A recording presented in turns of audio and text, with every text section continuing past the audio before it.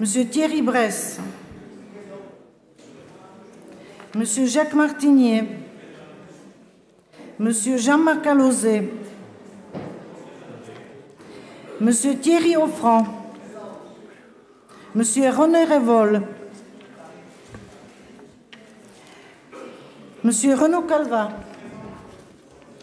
Madame Danielle Anton Santonja, Monsieur Hubert Alouche, Monsieur Cyril Meunier, Madame Rosie Bourneau, Monsieur Francis Andreu, Monsieur Éric Pastor, Monsieur Régis Jouve, Monsieur Roger Kézergue, Monsieur Pierre Bonal, Monsieur Bernard Jean, Monsieur Pierre Combette, Monsieur Michel Fraisse, Monsieur Brahim Abou, Monsieur Frédéric Aragon, Monsieur Michel Aslanian,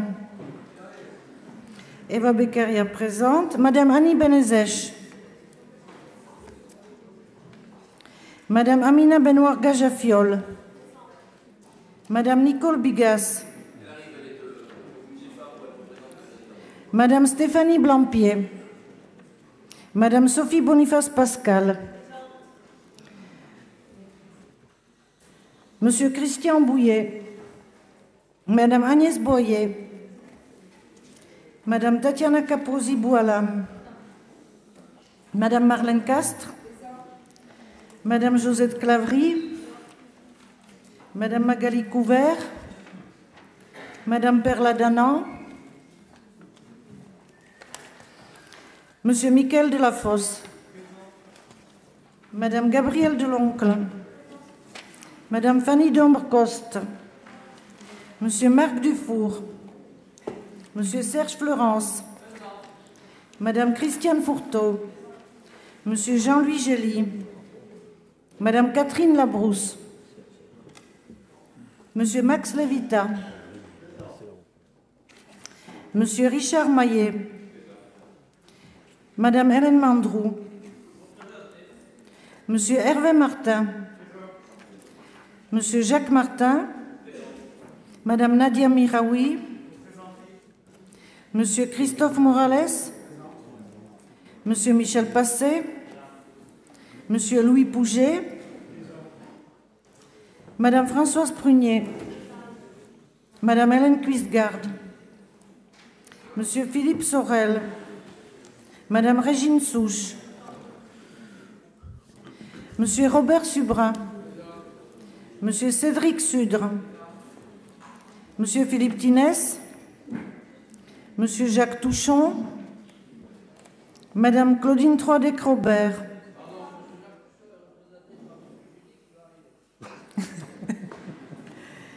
Madame Claudine Troidec-Robert, Monsieur Frédéric Tsitsonis, Monsieur Patrick Vignal, Monsieur Alain Zilberman, Madame Françoise Berger, Monsieur Christian Valette, Monsieur Adrien Sivieude, présent, Madame Michel Cassard, Monsieur Marc Gervais, Monsieur Jean-Marc Lucère,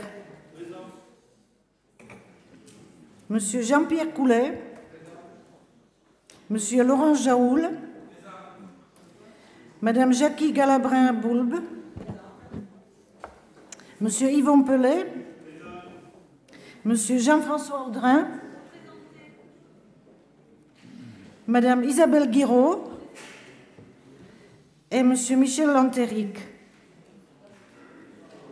Monsieur Michel Landier, Monsieur Alain Berandon, Monsieur Pierre de Dieuzeur,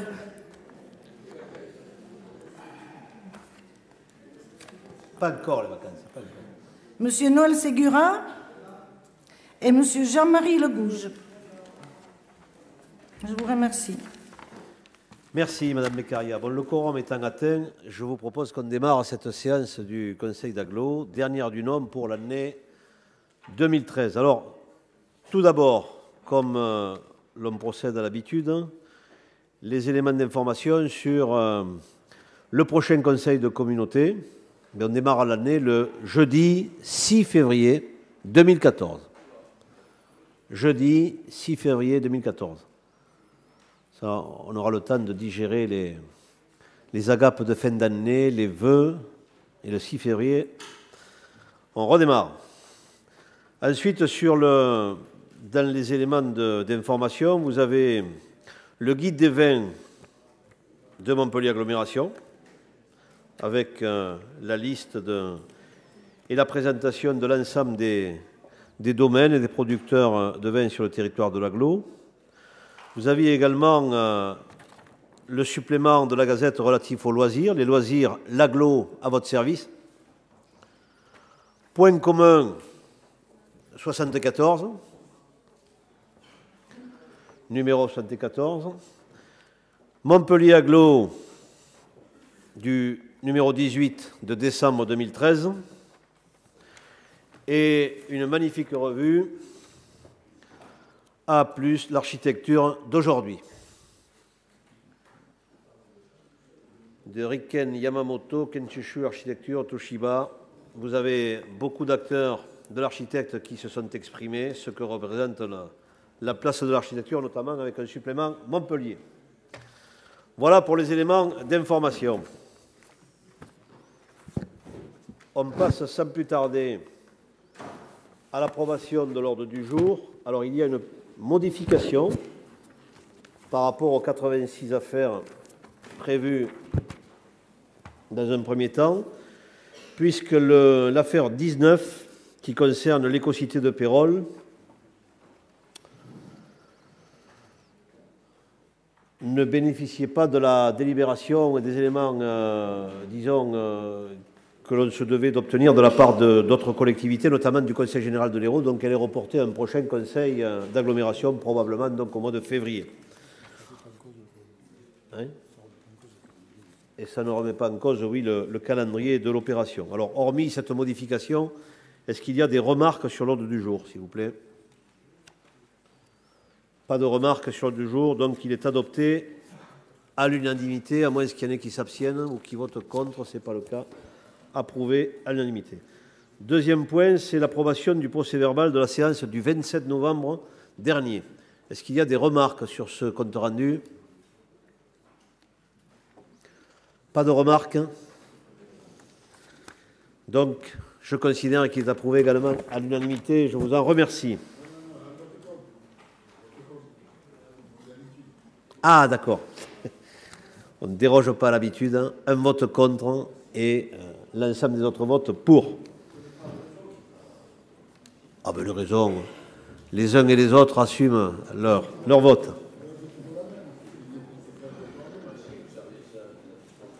On passe à l'affaire numéro 3. C'est l'application de l'article L. 5211-10 du Code général des collectivités territoriales. Alors, je vais demander au directeur général des services, M. Christian Finat, de vous indiquer la synthèse de l'ensemble de ces feuillets. Donc, des décisions bonsoir, mesdames, messieurs les élus. Des décisions donc, sur l'acquisition foncière. On a 5 624 948 € sur l'acquisition de diverses parcelles en vue de la constitution des réserves foncières nécessaires à la réalisation du futur quartier OZ Nature Urbaine.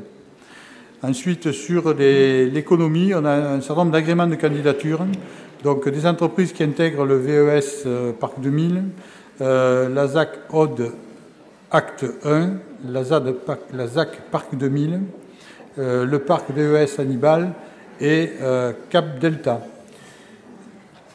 Au niveau des marchés avenants, 281 000 € concernant l'extension du réseau d'eau usée et la création d'un poste de refoulement à Saint-Drézery, rue de la Garonnière.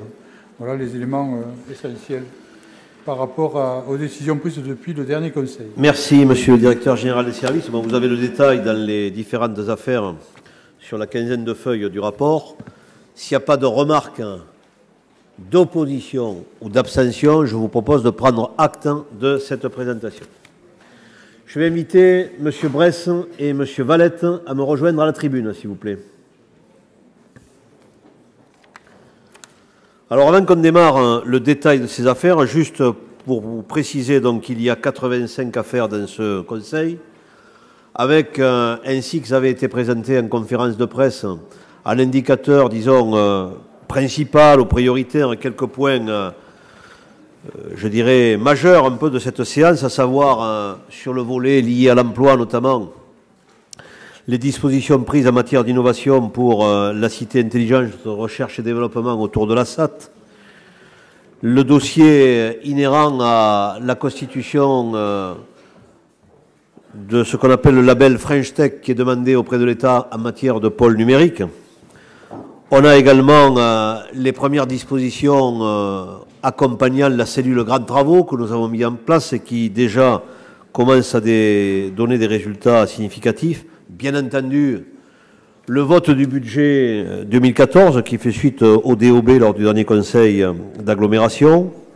Un point important dans la famille des transports que nous commentera Robert Subras, c'est le parking Mosson, le parking permettant de rabattre également les véhicules, notamment qui arrivent du nord de l'agglomération de Montpellier et qui s'inscrit dans le grand schéma de stationnement du territoire. On a les éléments, toujours pour revenir sur le développement économique, de convention avec le milieu et la famille de l'artisanat, la convention pour soutenir les entreprises artisanales. Hier soir, nous étions avec Gabriel Deloncle aux mines, où il y avait une manifestation très sympathique avec les nouveaux arrivants sur ce site économique. Et puis on aura également, bien sûr, le sport, avec une information qui nous voit confirmer notre participation à la remise en état de la piscine de la Motte Rouge, qui n'est pas une piscine de la compétence de l'agglomération de Montpellier, mais autour de laquelle on a servi de pivot pour permettre à différents partenaires de rentrer dans le dispositif de remise aux normes de cette piscine et éviter qu'elle soit ainsi fermée, privant de nombreux pratiquants de ces lignes d'eau. Voilà. Alors, autre élément également d'actualité sur le plan culturel, bon, tout le monde, je pense, est informé d'une part de la nomination de Valérie Chevalier-Lacour en tant que nouvelle directrice du futur PCC de l'Opéra Orchestre National Montpellier-Languedoc-Roussillon. On a eu l'occasion de l'accueillir officiellement dans une conférence de presse la semaine dernière. Je suis ravi de cette arrivée qui, d'une part, met en évidence l'importance aussi de favoriser et faciliter l'accès des dames et des femmes aux plus hautes responsabilités, y compris dans la culture, premier point. Deuxième point, d'être celle qui, par rapport au jury qui avait été à même de recueillir les différentes demandes de candidature, d'en dégager 5, ensuite 2. Contrairement à ce qui avait pu être évoqué, le jury s'était prononcé et le choix, il appartient quand même in fine à ceux qui ont l'autorité normale sur ce territoire de l'évoquer. Donc c'était bien Valérie Chevalier et ce n'est pas celui qui avait été annoncé dans un premier temps. Je m'en réjouis. Le deuxième élément, c'est aussi sur le plan culturel, la nomination par le ministère, et en accord avec lui, de Rodrigo Garcia sur la direction du centre dramatique des 13 Vents, ce qui fait que finalement le paysage culturel, il est en train de se voir doté de responsabilités nouvelles qui, en accompagnement de la danse et de Jean-Paul Montanari, vont permettre, avec d'autres éléments qui interviendront dans les temps qui viennent, de booster positivement à la fois le contenu et l'attractivité de la place montpelliéraine sur le plan de la culture. Autre élément, c'est celui qui concerne le vote au Parlement cet après-midi du premier volet de la loi de modernisation liée aux métropoles. Alors, la voie a été votée, elle introduit 2 niveaux. Dans ce genre de situation, il y a toujours un train à 2 vitesses. Le premier, ce sont ceux qui sont passés automatiquement. Le deuxième, c'est ceux dont font partie Montpellier et d'autres également, qui passeront par le fait d'une consultation et d'un vote en assemblée et des communes qui concernent le territoire. Ça passera aussi également avec un deuxième examen, un deuxième volet du texte de la modernisation qui interviendra au mois d'avril. Donc là aussi, nous sommes à la fois consensuels, tenaces, déterminés, et je pense que la métropole montpelliéraine viendra s'ajouter à ce dispositif qui est important pour la suite, mais bien entendu en étroite concertation avec les collectivités du territoire. Voilà pour les informations d'actualité. Je viendrai en finale sur ce qui nous attend dans quelques jours, c'est-à-dire les fêtes de fin d'année et les manifestations de solidarité que nous avons déjà entamées auprès des associations. Ça a démarré par le loto qu'on a organisé de manière conjointe avec la Croix-Rouge vendredi dernier. Il y avait du monde, il y aurait pu y en avoir davantage, mais enfin, ça a été une très très bonne manifestation qui complète le dispositif d'ensemble que nous mettons en application depuis l'an passé à direction de ceux qui sont dans la difficulté et qui, dans des moments liés à ce type de période, méritent également tout le regard et toute l'attention que se doit de porter la collectivité qui est la nôtre. Sans plus tarder, je passe aux affaires financières. L'affaire numéro 4, c'est l'attribution de compensation aux communes pour l'exercice 2014. Oui, Monsieur le Président, il s'agit d'approuver le montant des attributions de compensation, 31 communes de l'agglo. Ce chiffrage est prévisionnel et l'attribution définitive sera... Un peu de silence, s'il vous plaît, mesdames et messieurs. Oui, ce chiffrage d'attribution est prévisionnel.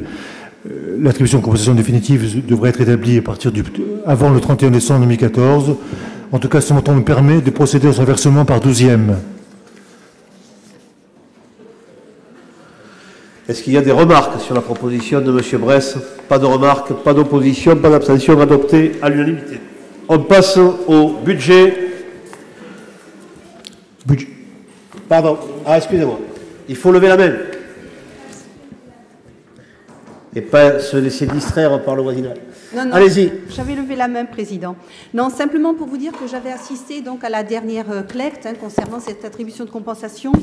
Et pour Pignan, donc j'avais fait une remarque, à savoir que si j'étais entièrement d'accord pour le transfert de la décharge des Molières à la communauté d'agglomération et donc la retenue de l'emprunt sur l'attribution de compensation, il n'en demeurait pas moins que la loi du 12 juillet 1999 prévoit qu'il y ait une possibilité de réviser cette attribution de compensation dans 3 situations précises et notamment lors de chaque nouveau transfert de charge. Il y a donc pour la commune de Pignan transfert de charge, mais sur cette retenue dans l'attribution de compensation, il y a 2 emprunts, notamment un des emprunts concernant la médiathèque qui est arrivé à son terme en début du mois d'année 2013. Et donc j'avais demandé à ce que lors de cette révision, il soit tenu compte de cet emprunt qui a disparu. Et malheureusement, à ce jour, je n'ai pas eu trop de réponses. On devait se renseigner au niveau de la communauté d'agglomération. Je devais me renseigner de mon côté. Je n'ai pas encore eu tous les éléments en main pour pouvoir être certaine de cette disposition, de cette possibilité. Et donc, c'est pourquoi je m'abstiendrai sur ce vote, Président. Très bien. Je mets le rapport aux voix. Pas d'opposition. Une abstention. Une abstention. D'accord. Le reste est approuvé. On passe au budget, non, la DM numéro 2, oui, relative au budget 2013. Oui, cela concerne le budget 2013. Il convient de procéder à des ajustements de crédit entre différents chapitres du budget principal. La décision modificative du numéro 2 du budget principal s'équilibre à 0 € au fonctionnement et à moins 441 778 € et 80 centimes en investissement. C'est donc d'approuver cette décision modificative. Je mets le rapport aux voix. Pas d'opposition, pas d'abstention. Adopté à l'unanimité. Dossier numéro 6, c'est le vote à l'autorisation de programme et crédit de paiement relative à cette DM numéro 2. Donc toujours pour le budget 2013, c'est en lien avec la décision modificative pour laquelle on vient de voter. Il s'agit donc du budget principal 2013 et d'approuver la modification des crédits de paiement concernant les programmes suivants: la réhabilitation du stade de la Mosson, acquisition foncière, route de la Bienne de Georges Fraîche, études de travaux. Et retenir comme échéancier les crédits de paiement sur les tableaux qui sont devant vos yeux. Je mets le rapport aux voix. Pas d'opposition, pas d'abstention. Adopté. On passe au budget 2014. Nous proposons un budget primitif 2014 qui est dynamique, qui est volontariste. Il met l'accent sur l'investissement et l'emploi, tout en renforçant le lien social et la solidarité. Dans un contexte économique difficile, avec une baisse des dotations de l'État, nos dépenses d'investissement sont en hausse, plus 28% par rapport au budget 2013, hors dette. Bien sûr, ces investissements vont stimuler l'économie et l'emploi local, mais c'est aussi un budget solidaire. Nous avons fait le choix, le président a fait le choix de ne pas augmenter la fiscalité. Alors, le budget total du budget principal s'élève à 780 millions d'euros, dont 453 millions d'euros en fonctionnement et 326 millions d'euros en investissement. Pour le budget funéraire, 5,5 millions d'euros. Le budget assainissement, 61,4 millions d'euros. L'assainissement non collectif, 70 000 euros. 500 000 euros pour l'eau brute et 14,3 millions d'euros pour l'eau potable. S'il vous plaît, je vous demanderai de cesser les conversations particulières parce qu'il y a un bruit de fond qui, musicalement parlant, peut intéresser certains, mais n'est pas forcément un modèle de grand classicisme. On est au budget, c'est important. Quels sont donc nos grands projets pour 2014 ? Les dépenses réelles s'élèveront à 183 millions d'euros ou 212 millions d'euros si on voit donc tous les dépenses considérées tous les budgets. Donc cela correspond à une hausse de 28% par rapport à 2013. On fixe nos priorités sur le développement économique, l'emploi, le logement, la solidarité des transports, le maintien d'une offre culturelle et sportive, ainsi que l'environnement. Pour ce qui concerne le développement économique et l'aménagement opérationnel, notre objectif principal, bien sûr, c'est l'emploi. Le montant du budget principal s'élève à 42,2 millions d'euros, dont 37,7 millions d'euros en investissement. La nouvelle stratégie économique a été mise en place en 2012, poursuivie en 2013-2014, au travers d'une marque économique Montpellier Unlimited, s'articule autour de 5 axes qui donnent la priorité à l'emploi. Premier axe, conforter l'innovation, le potentiel de recherche et de formation. Ensuite, deuxième enjeu, accompagner la croissance des TPE-PME. Il faut savoir que notre tissu économique local est composé à 90% de TPE. Il s'agit aussi d'accroître le rayonnement de Montpellier au niveau national et international et le rendre attractif auprès des entreprises étrangères. Mettre en œuvre aussi les conditions favorables au développement des grands groupes d'entreprises et favoriser l'émergence et le développement de filières stratégiques. Nous proposons, pour favoriser l'emploi, 740 000 euros pour l'insertion par l'économique des publics en difficulté. En octobre 2013, on a mis en place avec nos partenaires une cellule multipartenariale d'assistance à maîtrise d'ouvrage afin de favoriser l'emploi local pour les grands projets à venir. Je les rappelle, le cantonnement de Montpellier, la gare TGV, le dépassement d'autoroute A9, la ligne 5 tramway et le programme local d'habitat. Ensuite, nous proposons, pour accompagner l'excellence et favoriser la création d'entreprises innovantes, 970 000 euros qui seront consacrés à l'accompagnement du BIC. Notamment, ce BIC prévoit notamment la mise en place d'actions innovantes et se positionne comme un acteur majeur de l'open innovation à l'interface entre les jeunes entreprises innovantes, les grands comptes stratégiques des grandes entreprises et les universités. Cela permet de favoriser la création d'entreprises innovantes. En parallèle, et pour renforcer l'innovation, on va dédier 930 000 euros au soutien des filières d'excellence et au pôle de compétitivité. Nous souhaitons aussi favoriser la croissance des TPE-PME. Pour cela, on consacrera 3,1 millions d'euros pour la création d'un hub, la mise en place d'un hub d'accélération de croissance. C'est donc une plateforme qui est construite et qui est dédiée à la croissance des TPE-PME et à l'essor des gazelles. Les gazelles sont des PME à fort potentiel de croissance. Nous avons aussi nous proposons 1 million d'euros pour le programme de recherche-développement dans le cadre de la ville intelligente, notamment le développement d'une plateforme multimodale, de mobilité multimodale. Il s'agit d'optimiser les déplacements quotidiens des personnes. Aussi la mise en place d'un pilote afin d'améliorer la performance dans la gestion des eaux potables et des eaux usées, et la mise en service d'un centre opérationnel multirisque pour l'inondation, la pollution. Cela va rendre de grands services à nos communes. On pourra donc effectivement anticiper sur les dangerosités à venir. Concernant l'aménagement opérationnel et foncier, on propose 5,07 millions d'euros pour les réserves foncières. On propose pour OSE Montpellier Nature Urbaine 1,5 million d'euros pour les études techniques de ce quartier, notamment pour le prolongement de la ligne 1 du tramway. Pour Aude à la mer Nature Urbaine, 2 millions d'euros pour l'aménagement, notamment avec la création d'un pôle régional de gérontologie. Nous proposons d'engager aussi 2,1 millions d'euros pour la gare Saint-Roch afin de la moderniser et de la restructurer, et 1,8 million d'euros pour le pôle d'échange multimodal de Bayargues. Ensuite, les transports, nous continuons bien sûr à diversifier l'offre en transport, notamment au niveau du tramway. Le montant du budget principal est très élevé, 158,4 millions d'euros, dont un important investissement de 81,4 millions d'euros.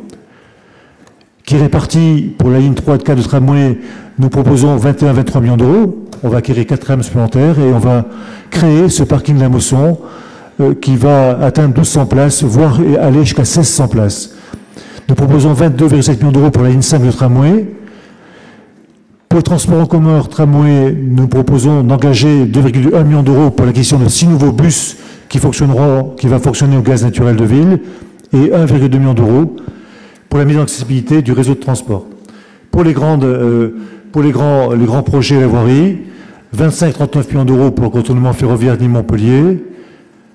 Nous proposons aussi 570 000 euros pour la réalisation d'une enquête ménage déplacement et d'une étude des déplacements routiers et ferrés entre Montpellier et Nîmes pour calibrer l'offre. Et 280 000 euros pour les études techniques préalables à DUP de la ligne nouvelle Montpellier-Perpignan. On a choisi d'inscrire à ce budget pour marquer notre soutien fort à ce projet. Ensuite, nous proposons pour l'aménagement des voiries communautaires et les modes de déplacement doux, piétons et vélos, 1,6 million d'euros. Voilà pour les transports. En matière d'urbanisme politique de la ville, la priorité est au logement. On va mettre en œuvre le nouveau PLH en 2014, ainsi que le plan climat-énergie territoriale. Je rappelle le plan PLH, 5 000 logements, dont 1500 sociaux et 1000 primo d'accession propriété.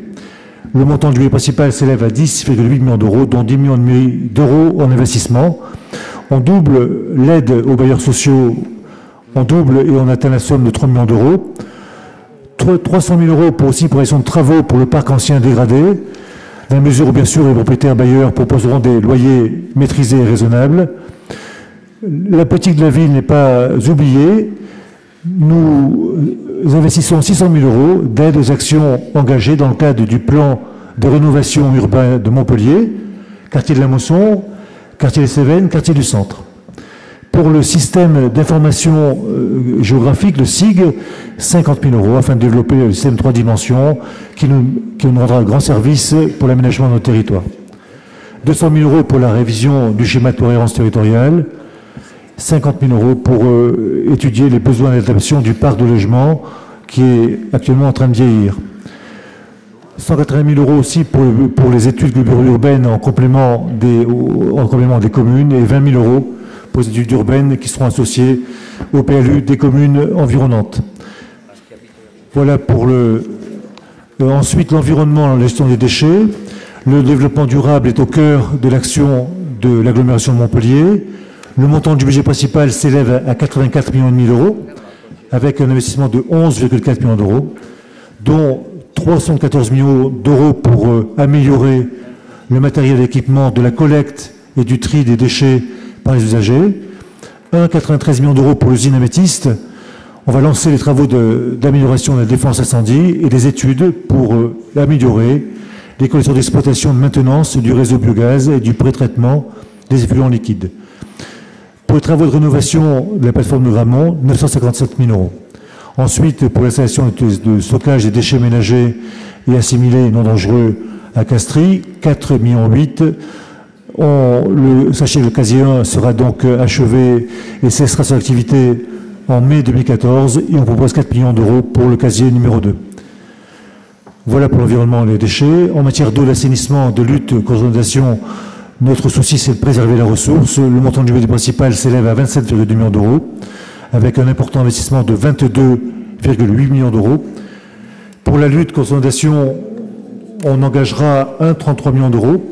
Il s'agit de la fin de confortement des digues du Lez, de la fin des travaux de protection du quartier de Port-de-Carême à Pérol, et ensuite on lance les maîtrises d'œuvre pour les travaux de la basse vallée de la Mosson.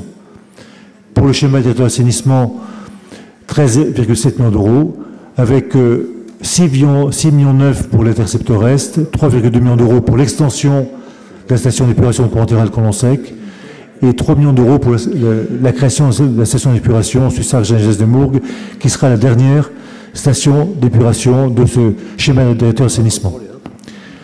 Ensuite, nous proposons d'améliorer la station Maïra en investissant 1 million d'euros pour améliorer son rendement.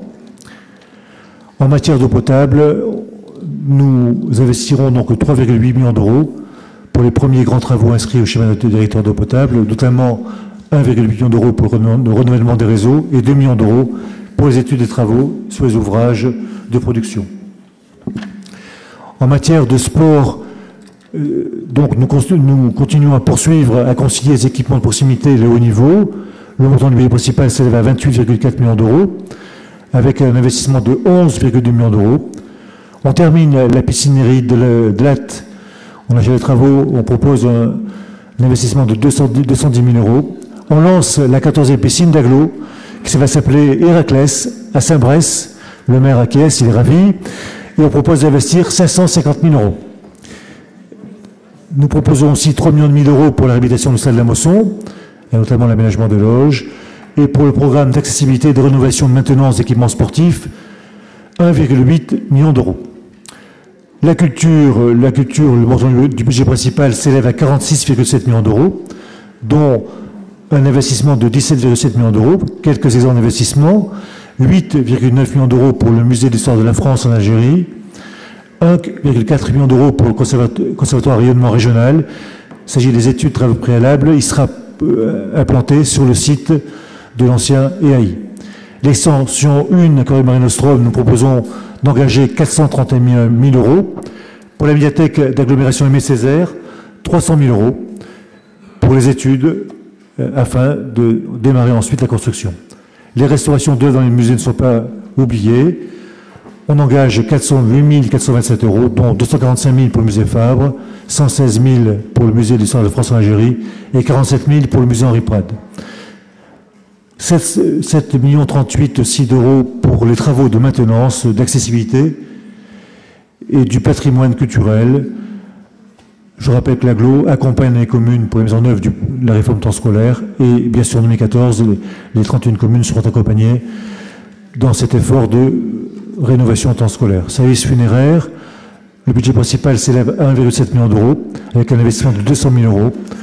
Monsieur Renaud Calva nous a précisé que le taux de satisfaction était de 99% lors du bureau d'AGLO. C'est pour vous dire combien le service marche bien. Comment financer ces investissements? On a une donnée nationale qui est intéressante, qui porte sur l'exercice 2012, qui a été publiée il y a quelques semaines et qui montre qu'on a su maintenir et conserver une bonne maîtrise de notre gestion, au regard notamment du panel des collectivités équivalentes. On s'appuie sur de nombreux points forts pour mettre en place cette politique budgétaire, notamment le dynamisme des produits, de la maîtrise des charges, qui permettent d'assurer une capacité de financement élevée. Cette capacité de financement qui s'élève à 270 euros par habitant, contre 200 000 euros en moyenne. On est devant les EPCI équivalentes comme le comité urbain de Strasbourg, de Lille, de Lyon, de Toulouse ou de Marseille. Le président donc le rappelait, ils ont mis en place un très haut niveau d'investissement depuis 2001, 2,1 milliards d'euros, soit 2 fois plus que la moyenne. Bien sûr, cela permet de maintenir un emploi conséquent au sein de notre territoire.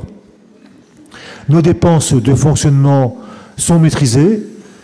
La maîtrise des coûts des dépenses de fonctionnement est proche de l'inflation, 1,7%, avec notamment des dépenses de personnel qui ne représentent que 16,5% des dépenses de fonctionnement.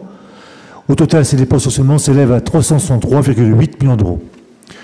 On rappelle que cet objectif est atteint alors qu'on a l'effet de la hausse de TVA, 19,6 à 20% pour le taux normal, de 7 à 10% pour le taux réduit, qui impacte notre budget. Quelques autres dépenses, la contribution financière à TAM, 60,9 millions d'euros. Nos subventions de fonctionnement au monde associatif, culturel et sportif n'est pas en reste. Nous maintenons les mêmes sommes, 32 millions d'euros. C'est un facteur important, essentiel pour le lien social au sein de notre territoire. Contingent incendie, moins de 15 millions d'euros, dont l'évolution est liée à l'inflation. Et nous poursuivons nos opérations de maîtrise des charges au sein de nos bâtiments. Voilà pour les dépenses de fonctionnement. Les recettes de fonctionnement, on l'a rappelé plusieurs fois, nous le rappelons, il n'y a pas de hausse de taux. Le montant des recettes pour 2014 est estimé à 440 millions d'euros. Fiscalité ménage, Donc les taux n'augmentent pas en 2014 et s'élèvent à 124,2 millions d'euros. Taxe aux ordures ménagères qui est maintenue depuis 6 ans, qui n'augmente pas. Taxe d'habitation, équivalent à celle de 2013, donc taux équivalent, il n'est pas augmenté. Pareil pour foncier bâti, non bâti, il n'y a pas d'augmentation de taux. Voilà pour la fiscalité ménage. Ensuite, la fiscalité entreprise, nous le répétons, et c'est vrai, d'insister, il n'y a pas d'augmentation de taux en 2013. Le produit fiscal devrait s'élever à 189,5 millions d'euros. Pour la CFE, on maintient le taux qui est le même depuis 2011. Pour la cotisation sur la valeur ajoutée d'entreprise, c'est un impôt national. Nous avons donc des estimations très prudentes. Pour la taxe sur surface commerciale, le taux reste inchangé depuis 2012. Seules l'évolution physique des surfaces commerciales vont déterminer l'évolution de ce produit. Pour les impositions forfaitaires sur les entreprises de réseau d'IFER, aucune augmentation de produits prévue, seul le taux national évolue. Le versement en transport, ce taux est le même depuis 2011. Il ne concerne que les entreprises de plus de 9 salariés. Il n'y a pas de changement. Pour les compensations fiscales liées au dégrèvement de l'État, les compensations CFE, CVAE et taxes foncières devraient subir une baisse de près de 10% du fait de la baisse de l'enveloppe normée. Je rappelle qu'il y a 2,5 milliards pour 2014, la même somme en 2015. Ensuite, les recettes issues de la péréquation. Pour les dotations de l'État, on imagine qu'on devrait avoir une baisse de 3-4 millions d'euros sur nos estimations sur notre dotation, qui était de 79 millions d'euros en 2013. Pour le Fonds national de péréquation des recettes fiscales intercommunales et communales, on assiste donc à une montée en puissance de ce FPIC qui augmente 58% en 2014 et s'élève à 570 millions d'euros. Donc cela nous arrange puisque nous sommes bénéficiaires de ce fonds, aussi bien les communes que l'agglo. Les recettes tarifaires, les tarifs des redevances sont les mêmes pour l'assainissement et pour l'eau potable.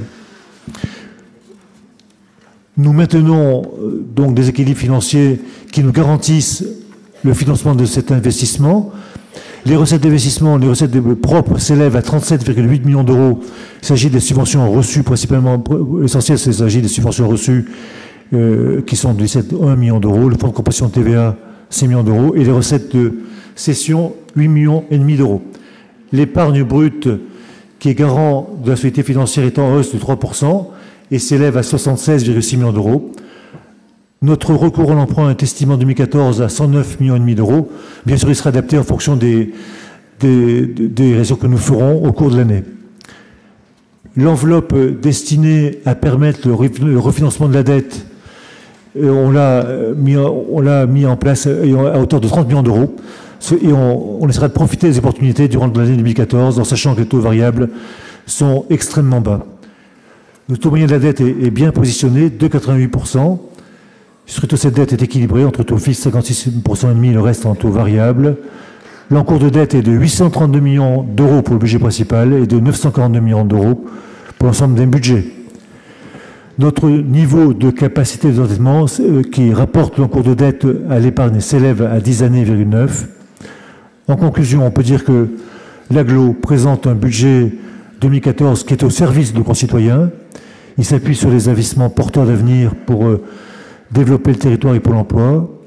On s'appuie sur une situation financière solide et on a su adopter notre gestion pour financer nos priorités sans augmenter notre fiscalité. Voilà, Monsieur le Président. Merci, Monsieur le Vice-président délégué aux finances. Alors, juste 2-3 compléments par rapport à ce qui a été dit. Donc, c'est un budget d'une enveloppe de 862 millions d'euros. Ça veut dire tout simplement que ce budget consolidé, il impacte pas mal de l'activité économique et diverse sur le territoire, sur le plan public, sur le plan de l'impact que ça peut avoir aussi pour les activités privées, ménages, entreprises. C'est un budget qui nous amène à présenter une situation maîtrisée, en équilibre. Sur le plan du fonctionnement, je note également un point qui me paraît important, qui semble passer à côté comme ça facilement, mais c'est une contribution supplémentaire à l'effort de redressement national qui porte sur 6 millions d'euros et que nous arrivons à assumer sans avoir à monter les impôts, les taxes qu'il s'agisse des ménages ou des entreprises. Dans le même temps, c'est un effort important aussi, un investissement hors dette, puisqu'il est en progression de 28% relativement à 2013, et qu'il impacte un peu toute la gamme de ceux qui, en termes d'activité sur le territoire, a une résonance directe sur beaucoup des secteurs d'activité. Dans les temps qui sont derrière nous, récents, on a eu l'occasion de participer les uns et les autres à différentes réunions avec le milieu culturel, le milieu sportif, le milieu du bâtiment, le milieu de l'innovation, de la technologie, enfin tout ce qui fait que sur un territoire, au-delà de l'activité, il y a une dynamique d'ensemble. Ce budget, il vise à assurer d'une part la confiance, le sérieux, je dirais, de la gestion et également ce volet dynamique qui correspond un peu au potentiel que représente Montpellier, qui est parmi les grandes territorialités françaises, celle où il y a effectivement cette capacité à pouvoir, avec une certaine certitude dans le temps, il y a l'effet démographique qui est positif, il y a la répartition sur les populations par rapport aux différents types de services que nous devons d'assumer, mais en contribution ou en participation directe ou indirecte avec les autres collectivités majeures que sont la région et que sont également le département, et bien entendu les différentes déclinaisons municipales au sein de l'agglomération de Montpellier. Mais tout ceci, c'est important aussi par rapport à l'avenir. Je mets un point, moi, d'impact qui me paraît tout à fait décisif, c'est ce qui, demain, d'ici 2017, permettra de constituer un tremplin déterminant pour Montpellier avec la réalisation d'un certain nombre d'infrastructures autour de la gare TGV, autour de ce qui va être réalisé, qui, dans un premier temps, amène l'emploi, certains à pouvoir fixer au-delà des emplois partiels, qui seraient ceux des fois de travaux éphémères ou ponctuels. Là, on vise l'équivalent de 1500 à 2000 emplois pérennes. La cellule Grands Travaux a démarré, elle marche, puisque déjà nous avons reçu plus de 1000 personnes et que l'équivalent de plus de 100 emplois ont été déjà affectés. Des emplois dont la moitié viennent de publics en difficulté, de l'insertion. C'est un exemple.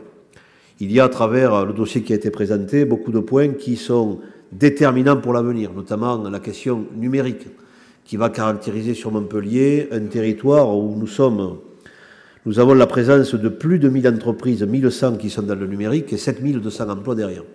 Il était déterminant de pouvoir croiser, les fédérer, de manière à constituer un de ces pôles urbains au niveau national et européen qui va constituer une plateforme de levier intéressante sur beaucoup d'aspects qui concernent l'économie montpelliéraine, que ce soit la santé, que ce soit les nouvelles technologies, que ce soit également tout ce qui, en termes de services, peut impacter différentes avancées de services aux personnes, mais également de consolidation du tissu des PME et des PMI. Et moi, j'ai eu l'occasion de participer à différents débats. Je sens également sur ce territoire du Grand Montpellier, de l'agglomération de Montpellier, une forte volonté de l'ensemble des partenaires à travailler ensemble. Ça, c'est un des éléments clés pour l'avenir. S'unir de manière intelligente pour porter une dynamique, porter des avancées dans telle ou telle niche ou dans telle ou telle perspective par rapport à l'évolution des emplois, mais consolider également l'insuffisance qu'il y a sur le territoire à être dans des structures d'entreprise qui sont pas forcément au niveau de ce qu'elles devraient être, c'est pas critique, je dis ça par rapport aux entreprises, mais c'est notre responsabilité de contribuer à les aider. Alors, on a 2-3 dossiers symboliques ce soir qui montrent un peu l'effort qui est fait par rapport à ça, sans oublier la solidarité dans son ensemble avec tous les services que nous menons, que ce soit le GIP, qui se voit doté d'une certitude de 1,2 million de participation de l'agglomération de Montpellier, alors même que par ailleurs, certains sont dans la décélération. Donc ça veut dire qu'il y a solidarité, il y a dynamique, et puis il y a aussi regard sur l'avenir, dont on ne peut pas s'affranchir, parce que la principale des responsabilités aujourd'hui, c'est de tenir compte des temps qui sont difficiles, mais également de les projeter sur les valeurs qui nous permettent de dépasser ce qui serait de l'immobilisme si on n'avait pas la capacité, la potentialité, aller de l'avant. Je pense que le rôle d'une intercommunalité telle que l'Agglo, c'est de donner ce ton-là. Ça bénéficie directement ou indirectement aux collectivités membres de ce territoire, mais également aussi à la capacité au secteur privé de porter un plus dans ses propres spécificités. Voilà en gros ce que je voulais vous dire en complément de ce qu'a présenté le rapporteur Et s'il y a des remarques, je suis prêt bien sûr à les entendre et à laisser ce débat s'installer dans le prolongement de ce qui avait été dit pour le DOB. Je n'ai pas insisté, mais ça a déjà été tellement dit, sur un des volets de la solidarité qui est majeur, c'est celui du logement, sur lequel nous poursuivons effectivement un effort conséquent autour de ce pivot de la solidarité que représente le fait de proposer et de réaliser, de concrétiser une gamme d'habitats adaptés aux différentes catégories de population. Alors, Monsieur Revol, Madame le maire de Pignan, Monsieur Lévita, Madame le maire de Saint-Jean-de-Védas. On y va. Monsieur le Président, je voudrais, sur ce débat sur le budget, intervenir sur une question précise, la question de l'eau. Lors des dernières journées et semaines, vous avez été amené à prendre position, en tout cas la presse en fait état, comme quoi vous étiez favorable à un retour en régie publique dans les 3 ans ou 4 ans qui viennent. Donc je vous félicite de cette prise de position que je partage, qui est un point de vue que je défends depuis longtemps. Et je vais boire de l'eau. Et la question que je me pose est relativement simple. Premièrement, est-ce que vous confirmerez ce point de vue qui est le vôtre, ici à cette Assemblée? Deuxièmement, cette Assemblée a pris une disposition le 25 juillet dernier qui visait à lancer une DSP concernant ce dossier. Il me paraît indispensable que cette Assemblée puisse à un moment donné se prononcer aussi, car chacun sait, les promesses n'engagent que ceux qui les écoutent. Et ce qui est beaucoup plus clair, c'est quand on prend des actes. Donc je vous propose de mettre à l'ordre du jour de notre prochain Conseil d'agglomération, du 6 février, l'abrogation de la disposition du 25 juillet dernier. Je vous remercie. Alors écoutez, pour l'instant on est sur le budget de 2014 et l'ordre du jour du prochain Conseil il n'est pas encore établi et en temps et heure j'aurai à déterminer ce qui me paraît normal lors du premier conseil d'année, de mettre à l'ordre du jour. Mais en règle générale, celui qui s'exprime en vous répondant, il a pour principe et pour pratique et pour éthique de toujours être en phase entre le dire et le faire, la parole et les actes. Et que dans ce qui a pu être dit, je ne me sens pas du tout en discordance avec ce qui avait été dit lors du débat, du grand débat, qui avait concerné la thématique que vous évoquez. Madame le maire de Pignan. Oui, Monsieur le Président. Je voulais simplement vous informer donc, que je ne prendrai pas part au vote pour plusieurs raisons. Tout d'abord, 2014 est une année particulière. Il s'agit non seulement de renouveler les conseils municipaux, mais aussi il y aura l'élection des conseillers communautaires au suffrage universel direct, ce qui va changer le fonctionnement de notre Assemblée et en changer également la physionomie. Il aurait donc été beaucoup plus cohérent et logique que le budget soit voté après l'élection de cette nouvelle Assemblée.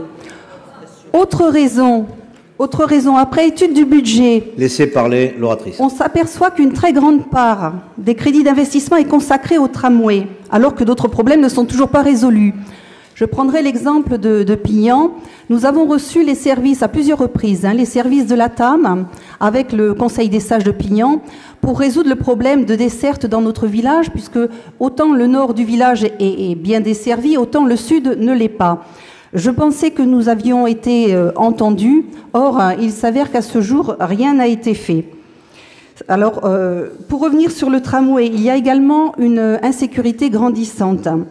Il y a encore quelques jours, je recevais une personne qui me disait avoir voulu se rendre sur Montpellier et prendre le tram à la station de la Mosson.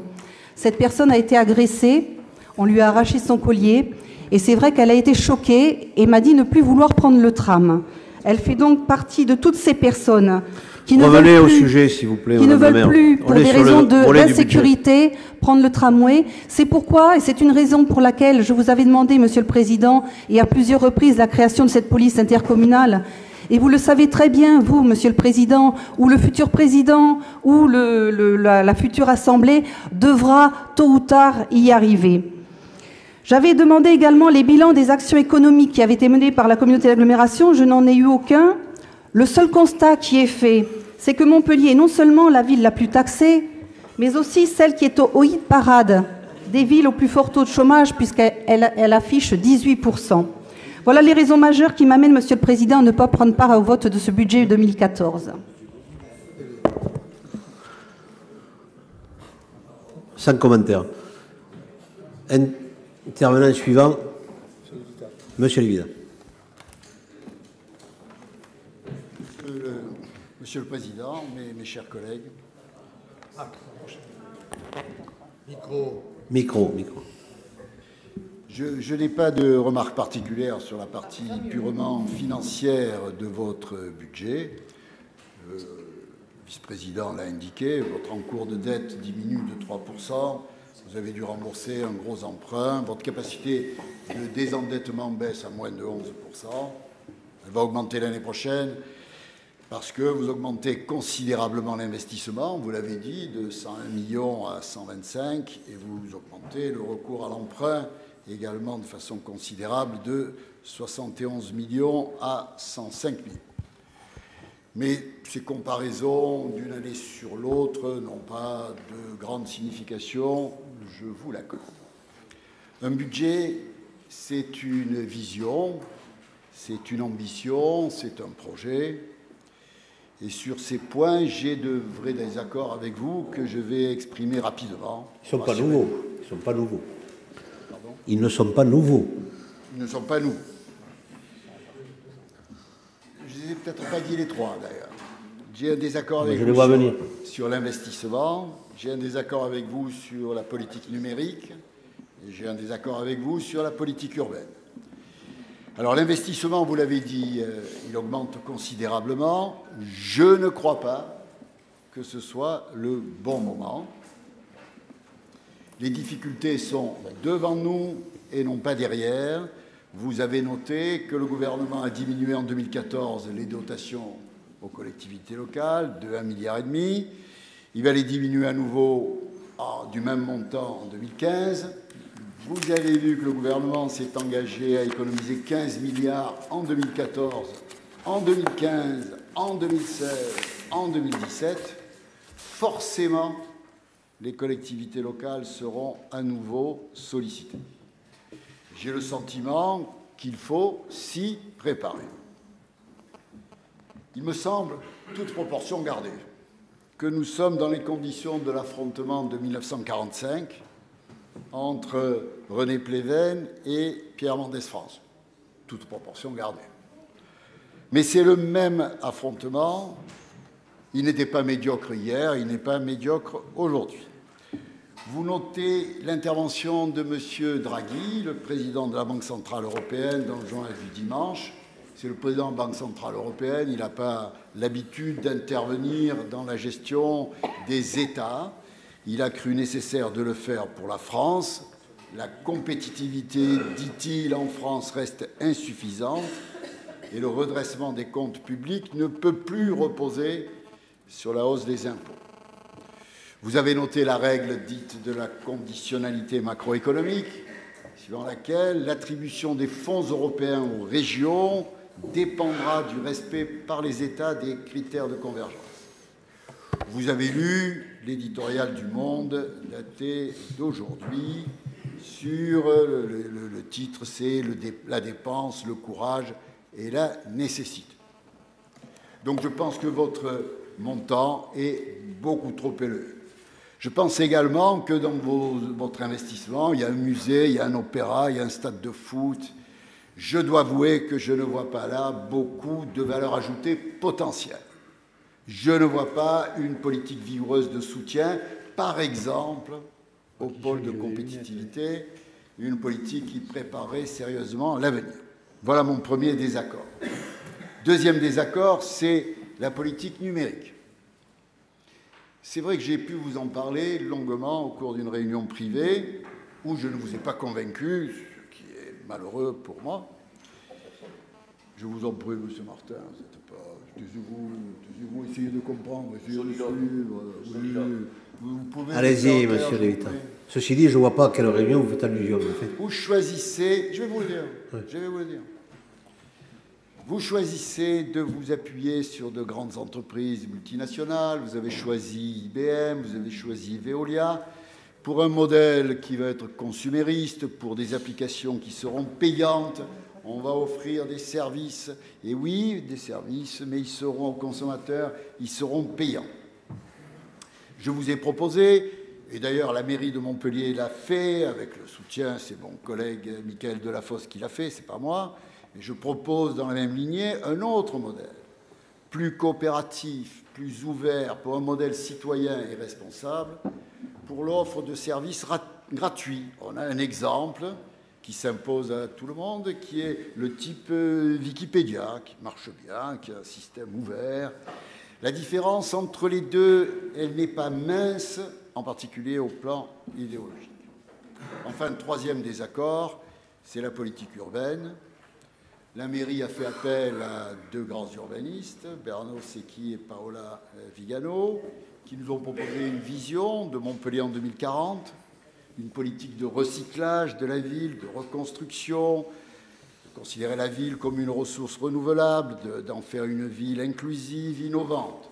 Vous choisissez un autre modèle, je vous lis, c'est le projet OSE, Montpellier Nature Urbaine, qui comprendra le futur quartier de la Gare Nouvelle, un grand centre d'affaires, pourront s'y implanter 1500 entreprises avec la création de plus de 15 000 emplois, des logements, des commerces. Ce modèle me paraît, de notre âge, au niveau de la conception. On faisait ça dans les années 80. Je ne pense pas que ce soit adapté à notre période. Dans cette période de vache grasse, ce modèle me paraît relever de la rêverie, car il est infinançable.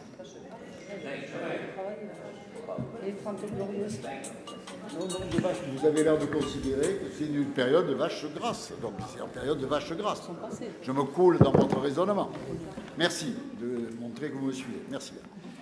Ces deux modèles sont rigoureusement incompatibles sur tous les plans. Au plan conceptuel, au plan intellectuel, au plan idéologique et bien entendu au plan financier. Il faut choisir. Comme disait notre ami, c'est notre ami commun, Georges Frêche, on peut tout faire, sauf s'asseoir sur une hallebarde. Je choisis le modèle Secchi-Vigano. Donc 3 points stratégiques nous différencient. L'opposition n'est pas mince, elle n'est pas médiocre. L'avenir nous départagera. C'est pour ça que je regrette que vous n'enregistriez pas les débats. J'ai juste une conclusion rapide. La dernière fois, quelqu'un a dit « Mais comme vous n'enregistrez pas, je ne peux pas savoir qui c'est. » N'écoutez pas les Cassandres. Alors, je rappelle qui était Cassandre. C'est la fille de Priam, le roi de Troie et d'Écube. Elle a annoncé la chute de Troie parce qu'Apollon lui avait fait le don de prophétiser l'avenir. Mais comme elle s'était refusée à lui, le dieu a décidé que personne ne croirait à ses prédictions. Donc, on n'écoute jamais Cassandre. C'est la malédiction de Cassandre. Malheureusement, Cassandre a raison. Je ne suis pas Cassandre, je n'ai pas le don de prophétie. J'essaie simplement... J'en doute. J'essaie simplement d'obéir à Jean Jaurès. Je cherche la vérité et quand je crois l'avoir trouvée, je la dis. Mes chers collègues, je ne vous ai pas infligé un discours professoral. Et en cela, vous pouvez m'être reconnaissant, mais c'est difficile de se refaire. Un enseignant croit toujours à la transmission de la connaissance. Je vous remercie de m'avoir écouté et vous avez bien entendu compris que je votais contre ce budget. Ça, on l'avait compris. Merci. Juste en 2-3 mots quand même, je veux vous dire que vous me donnez l'impression quand même de ne pas être tout à fait dans l'ouverture de la réalité par rapport à ce qui se passe dans la compétitivité des entreprises qui pointent sur le plan du numérique. Voilà. Il faut les côtoyer. Permettez-moi de vous il faut les côtoyer. Et il faut savoir ce que ça porte comme valeur. Ensuite, par rapport à un certain nombre de chiffres, on ne va pas partir là dans une bataille de chiffres, ce n'est pas le lieu, mais enfin, je note qu'un budget de la ville a été voté et que sur l'investissement, il est de 18% en augmentation. Nous, ici, il est de 28% hors dette sur des éléments effectivement majeurs qui consolident le socle du territoire. Le deuxième élément, c'est une augmentation aussi de personnel que j'ai noté à 4,9% et à 3,7% hors dette. Donc ça veut dire que l'ensemble des collectivités, nous sommes confrontés à des réalités. Ici, je pourrais très bien vous dire, vous pourriez me le dire, mais je vous le dis, on n'est pas dans les mêmes équations, effectivement, de masse de personnel au niveau d'une intercommunalité par rapport à une ville. Mais l'ensemble des éléments sont présents dans le débat. Ici, l'investissement que nous faisons, c'est un investissement qui correspond à 1 euro investi, un retour d'investissement. Mais c'est votre position. Vous parlez à Cassandre, ou de Cassandre, laissez dormir Cassandre. Moi, je regarde un peu la totalité de ce qui est important actuellement par rapport aux populations. C'est les actions de logement, c'est les actions liées à l'emploi, à l'activité. Sans développement de l'activité, on n'aura pas d'emploi. Et l'activité, elle passe aujourd'hui par des effets de levier qui demain seront porteurs en N+5, en N+10, grâce à ce qu'on mettra ici. Effectivement, le pôle hausse, il est déterminant. Parce qu'on sera le seul territoire français qui, dans l'avenir, sera caractérisé dans un rayon de 4 à 5 km par un aéroport qui sera amélioré d'ailleurs pour les relations qu'il représente pour les 8000 chercheurs de la place montpelliéraine quand ils vont à l'extérieur ou sur les continents voisins, ou de même que pour les chefs d'entreprise. Nous serons un territoire sur lequel Lyon sera à 1h05 et Paris à peine à 2h et quelques et Barcelone également pas loin de 2h comparativement à ça l'est actuellement. Ça veut dire que la valeur temps, elle prend une valeur économique, sociale, culturelle et de confort par rapport aux ménages et par rapport aux entreprises. Et qu'autour de ça, on y met une notion un peu de locomotive tirant le territoire vers le haut. Et que, contrairement à ce que vous dites, monsieur Lévita, le fait de passer des recherches et développement, des contrats de recherche et développement avec des entreprises, start-up, des moyennes entreprises et des grands comptes tels qu'IBM, tels que Dell, tels que Septéo, ça fait tout simplement amener des réalisations concrètes dont les uns et les autres des foyers, des ménages, pourront tirer avantage. Le fait, par exemple, de réguler la température dans un ensemble urbain, qui actuellement sera cristallisé dans un premier temps sur, anciennement Route de la Mer, le quartier Aude, ça veut dire tout simplement qu'on pourra projeter cette pratique en termes de matériaux, en termes de régulation, sur l'ensemble de l'habitat dans un temps moyen et long terme. Pareil par rapport à la prévention des risques. Pareil par rapport à ce qui concerne le déplacement des populations. Tout ceci correspond à la réalité d'une ville moderne dans laquelle l'industrie de demain, elle sera verte, blanche et grise. Et qu'il y aura également toujours un socle des métiers classiques de premier niveau, c'est pas du tout péjoratif, qu'il faut consolider. Ça, on arrivera à le consolider par l'appui intelligent aux entreprises grâce aux équipements qui sont de la responsabilité des collectivités. Nous ne créons pas d'emplois, au contraire, ou à l'exclusion des emplois publics, entre parenthèses, 3e et 4e ligne, c'est à peu près 100 emplois qui ont été créés, qui aménagent le dispositif. C'est une vision d'ensemble qu'on doit avoir. Et dans des temps qui sont à peu près contraints, qui sont contraints effectivement, eh bien, nous faisons l'essentiel de ce qui est possible, mais en tirant vers le haut. Voilà la réponse que je voulais vous donner. L'interlocuteur suivant, c'est Madame Guiraud. Et juste avant que Madame Guiraud prenne la parole, excusez-moi, je tiens quand même à signaler que la place de l'agglomération de Montpellier sur le territoire et régional et départemental, c'est que le PIB du territoire de l'agglomération de Montpellier, dont tout le monde sait qu'il correspond à une assiette territoriale qui ne correspond pas à la réalité, parce qu'on est un peu dans un costume qui est engoncé par rapport à ce qui se passe sur le grand territoire montpelliérain, et je dis ça pas du tout à l'encontre des territoires qui sont autour, mais nous représentons quand même 70% du PIB du département et 28% du Languedoc-Roussillon. Ça veut dire que notre responsabilité, elle est déterminante par rapport à ce qui va se passer dans l'avenir. Si le Grand Montpellier, autour de sa ville, autour de son agglomération, dans son agglomération, n'est pas à la hauteur de l'enjeu des décennies qui viennent, et ça se joue dans les 2-3 ans, on sera complètement coupable de ne pas avoir anticipé sur les lendemains.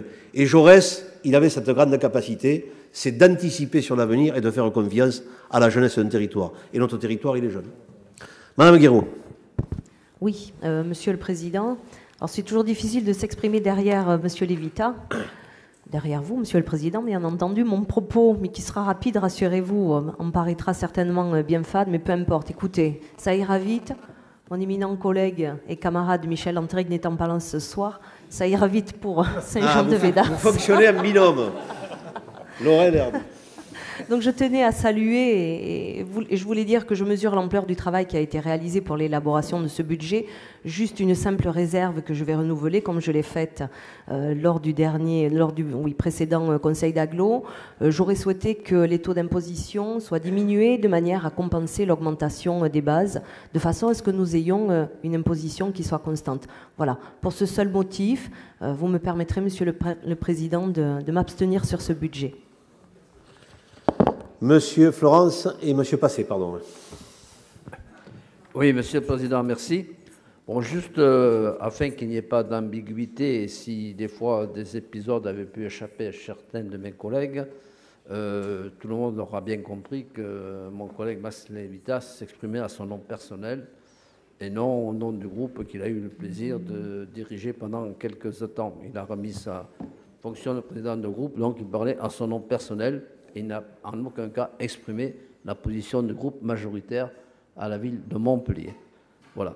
Et pour qu'il n'y ait pas de problème dans le décompte des voix au moment du vote, ce soir, c'est moi qui ai la procuration de Madame le maire. Merci, monsieur. Mais j'avais cru comprendre qu'effectivement... Alors, monsieur Passé, ensuite monsieur Offrand. Est-ce qu'il y a d'autres demandes de prise de parole? Alors, on clôturera là le débat.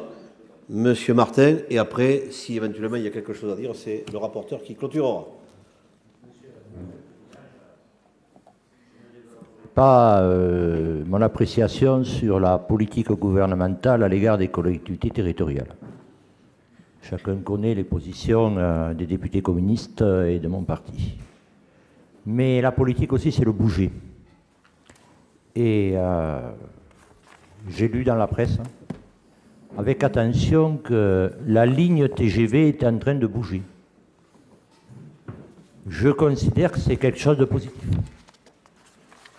J'espère que les annonces qui sont faites, et moi je fais confiance à ceux qui parlent aussi, parce que, seront réalisées. Parce que c'est, je ne vous le cache pas, un des éléments essentiels, il me semble, pour le développement de l'agglomération et le développement de Languedoc aussi. La deuxième chose concernant la politique européenne, là aussi c'est l'heure du bouger. Je crois me souvenir qu'il y a dans pas longtemps des élections européennes. Donc là, chacun pourra exprimer sa conception de l'Europe au mois de juin. Et elles sont importantes par rapport aux notions d'aménagement. Au mois de juin 2014. J'en reviens au budget. 2 points. Et évidemment, nous tenons à ce que les engagements pris, tout en étudiant et en remarquant certaines difficultés, concernant un domaine essentiel, celui du logement, soient tenus. Le budget s'y engage, il est une confirmation, je pense, de ce qui est en train de faire. Je dis aussi que les communes qui éprouvent des difficultés, on peut les comprendre, mais les difficultés, elles peuvent aussi se surmonter. Et que là, la question reste posée, et il nous semble que c'est un enjeu capital pour l'avenir.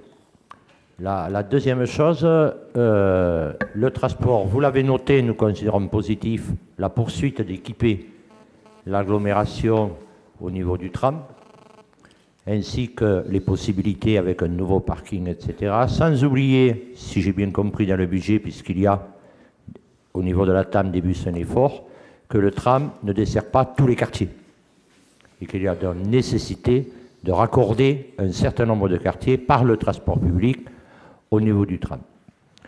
Un dernier point sur ce budget, ça concerne le développement économique. Je note les efforts et je note aussi les difficultés. Une des difficultés que je voudrais souligner, en dehors de tout ce qui a été dit sur le développement, je pense qu'il faut faire des questions de développement économique une affaire citoyenne. Il y a une question de lisibilité. En gros, qu'on n'ait pas le sentiment que d'un côté on annonce des entreprises et des emplois et que de l'autre côté, je me retrouve dans mon quartier au chômage, pour être très schématique. Il y a des choses à réfléchir, qui ne passent pas forcément par de la com, etc. Mais il faut voir. Je prendrai un exemple pour illustrer mon propos.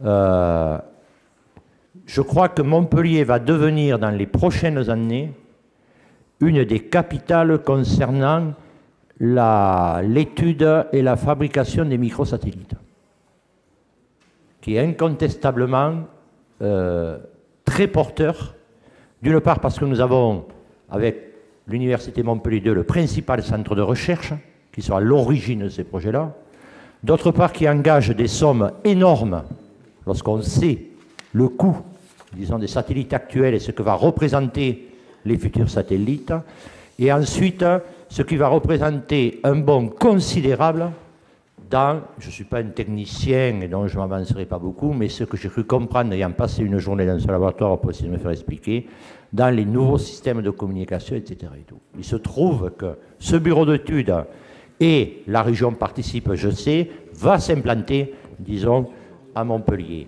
Mais entre cette annonce qui est porteuse, à la fois au niveau technologique, au niveau emploi d'avenir, et le ressenti des populations, je ne suis pas persuadé que les gens aient une visibilité correcte, disons, de ce qui se passe. Alors j'ai pris cet exemple, mais on peut le dire un peu, cet exemple économique. Voilà un petit peu ce que je voulais dire sur le budget. Le groupe communiste votera le budget qui nous est proposé à l'agglomération. Tout ne satisfait pas, mais on ne compare pas le verre à moitié plein, à moitié vide, on compare le verre à moitié vide quand il est possible de le remplir. Merci, M. Passé. Alors, non, M. Offrand et après M. Martin. Et dernier intervenant, M. Pastor. Allez-y. Oui. Oui, Monsieur le Président. Oui, c'est bon. Monsieur le Président, chers collègues, nous allons nous abstenir sur ce budget. Donc, tout simplement, pour les raisons qui ont été exposées lors du débat d'orientation budgétaire, lors du dernier Conseil d'agglo, que donc on ne va pas développer plus encore. Donc, nous allons nous abstenir sur ce budget. Merci. Monsieur Martin et après Monsieur Pastor. Monsieur le Président, mes chers collègues, je crois que la principale qualité d'un élu, c'est de faire preuve d'optimisme. Or, en entendant certains orateurs, il me souvenait un poème que j'avais appris lorsque j'étais élève, qui s'appelait « El desdichado ». Je suis le ténébreux, le veuf, l'inconsolé. C'est un peu ce que j'ai entendu dans la bouche d'un éminent professeur qui vient nous dire aujourd'hui qu'il ne faut surtout pas faire de l'investissement. Alors il faut aller l'annoncer, cela, de ne pas faire d'investissement à ceux qui attendent un emploi. Ce budget, je le dis avec une certaine solennité, ce budget, il est porteur d'espérance. Il est porteur d'espérance parce qu'il priorise deux éléments essentiels qui sont les préoccupations de nos concitoyens, c'est le logement et l'emploi. Et là, vous avez pris en compte ces préoccupations et c'est très bien. De même que vous prenez en compte ce qui me paraît essentiel aussi, la culture, le sport, qui sont des facteurs de cohésion sociale et qui permettent là aussi l'accès à la dignité. Et puis vous n'oubliez pas l'insertion, la solidarité, l'accessibilité, c'est-à-dire tout ce qui va au secours des populations les plus défavorisées. Comment dès lors venir vous reprocher de faire de l'investissement alors que l'on sait que l'investissement des collectivités publiques, c'est 75% de l'économie aujourd'hui. Donc ce budget, je vais le voter sans état d'âme, non pas parce que j'appartiens au groupe du conseil municipal aujourd'hui présidé par mon ami Gély, mais parce que je crois qu'il correspond véritablement aux attentes de la population. Merci, Monsieur Martin. Monsieur Pastor. Oui, Monsieur le Président, chers collègues, je voudrais répondre à certaines interrogations des uns et des autres dans le domaine du développement économique et du numérique. Je crois que certains n'ont pas très bien compris, dans le domaine du numérique et de l'écocité, le niveau auquel on se situait. C'est-à-dire qu'on est dans le top des 5 meilleurs. Et on peut faire ça parce qu'on a passé justement des accords avec des grands groupes qui mettent leurs moyens à notre disposition. Mais ce à quoi on a tenu aussi, c'est que ces grands groupes associent les petites structures dans leurs travaux. Et ça marche actuellement. Donc, c'est pour ça que souvent, dans le domaine des écocités, les autres villes qui font ça, Moscou et autres, ne traitent qu'une problématique. L'un, c'est les transports, l'autre, c'est l'assainissement, l'autre, c'est l'eau. Nous, c'est l'ensemble, c'est les transports, c'est l'assainissement, c'est le bien-être du citoyen, c'est l'architecture, etc. Tout est compris dedans. Et ça demande cela des investissements extrêmement lourds que ne possède que les très grands groupes. Et c'est pour ça qu'on se félicite de cet accord. Et je vous rappelle aussi qu'on est quand même une des seules communautés d'agglomération à avoir passé un accord, ou je crois que c'est à ce conseil qu'on va le passer, avec l'université de lettres pour voir comment les gens vont vivre, comment on prend soin de la vie du citoyen dans cette nouvelle cité numérique. Alors, les retombées, les gens se questionnent sur les retombées. Mais vous savez, il suffit de lire un peu la presse, mais ça paraît jamais à la une. Mais vous aviez l'autre jour, dans Midi Libre, une page entière avec des pépites, comme aime à dire le président, où il y avait les dirigeants qui exprimaient ce qu'ils faisaient, combien ils avaient créé d'emplois, etc. Il y avait Dainov, il y avait Septéo, et comme vous l'avez cité, etc. Il y en a des tas actuellement qui ont de très beaux succès et qui ont des retombées à la fois directes en emploi et à la fois indirectes parce qu'ils reçoivent des gens. Par exemple, l'éco-cité, le Levin Lab qu'il y a à IBM, il y a environ 200 nuitées par semaine de personnes qui viennent visiter et qui viennent participer à des travaux autour de ce Levin Lab. Voilà des retombées, mais difficiles à chiffrer, mais qui sont considérables pour notre territoire. Quant au soutien au pôle de compétitivité, oui, il y a les soutiens directs au pôle de compétitivité, mais ensuite, il y a d'autres aides. Et tout à l'heure, j'ai présenté d'ailleurs des dossiers dans le cadre de la SATT, où on va subventionner directement les projets de recherche. Alors, je crois qu'il faut un peu mieux voir ça avec beaucoup plus de sérieux.